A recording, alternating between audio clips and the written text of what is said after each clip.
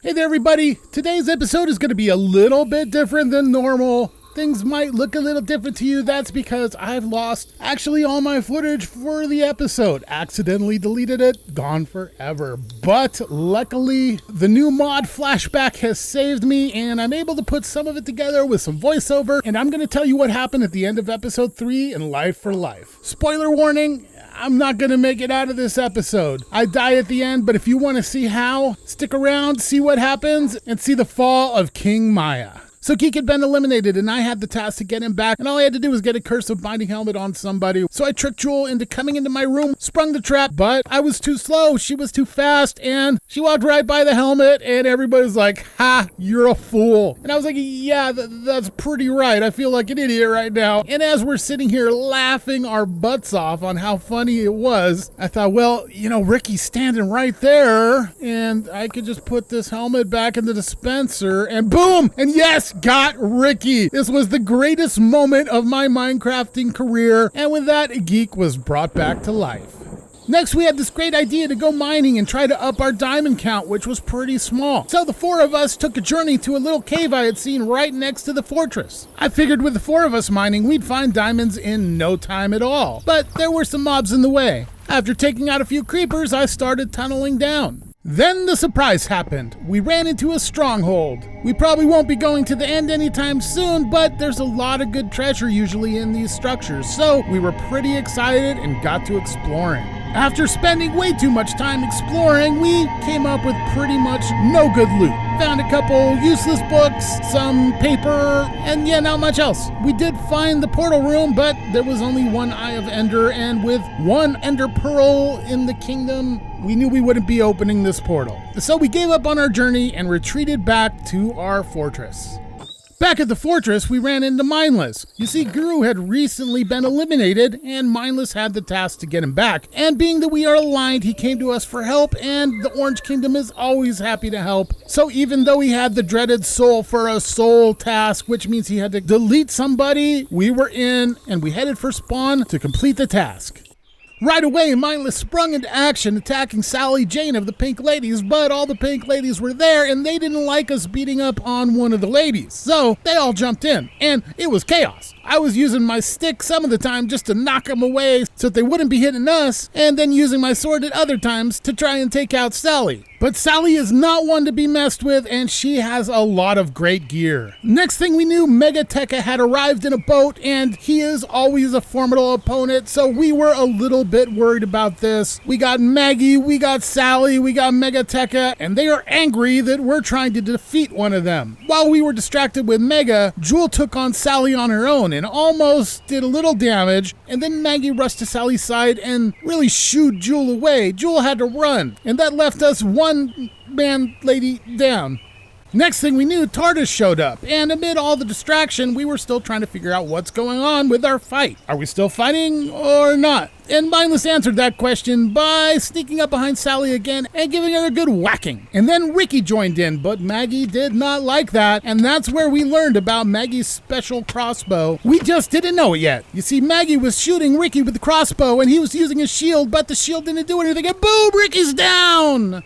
Maggie went for the loot and started gobbling it all up, and as she was, I was like, what am I doing here? This isn't where I parked my car. I guess it looks like I ran off, leaving Mindless all by himself to fight Sally all alone. Mindless was putting up a good fight, even against Sally's dog. The battle was raging on, and things were getting scary for Mindless, so he used the water to his advantage to render Sally's dog useless. Unfortunately, Maggie was still there. Mindless put up a valiant effort fighting Sally, but in the end it was just too much, and Maggie's crossbow took Mindless out. The Pink Ladies jumped for joy in the victory. They had defeated Mindless and thwarted the attack on Sally, but meanwhile, back across spawn, TARDIS was waving goodbye as, yep, you guessed it, Jewel and myself were running away into the darkness of the night, retreating without Ricky, without Mindless, and an alliance in shambles.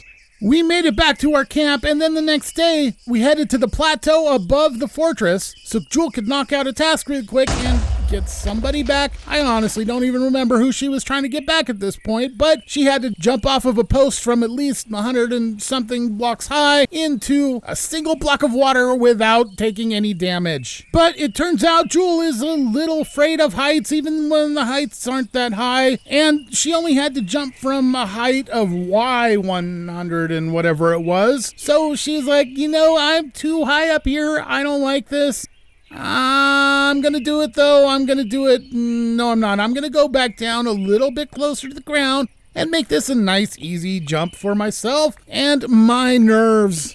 And as Jewel was preparing for her big, short, little jump, someone was flying in from the distance. Maggie had found us, and she still wasn't very happy with us, with trying to help Mineless off one of her members. And there's probably some animosity still from when I took out Corjin in episode 1. So I'm like, hey, Maggie, how you doing? And she's like, I hate you all. What are you doing in my lands? I'm like, but I live here, Maggie. I'm sorry. And she's like, no, Jewel, you were a pink lady, and now you're hanging out with these orange losers. What's wrong with you? And Jewel was like, no, they're great, and I just didn't want to dig anymore, and and Maggie's like, no, I'm mad, and I'm not gonna take it anymore. I don't like orange. You should have stuck with pink. And then I'm like, no, Maggie, that's not okay. Pink sucks. You see this pink pig over here? This is what I think of pink. Yeah, and there's another one. Down with pink, you see? And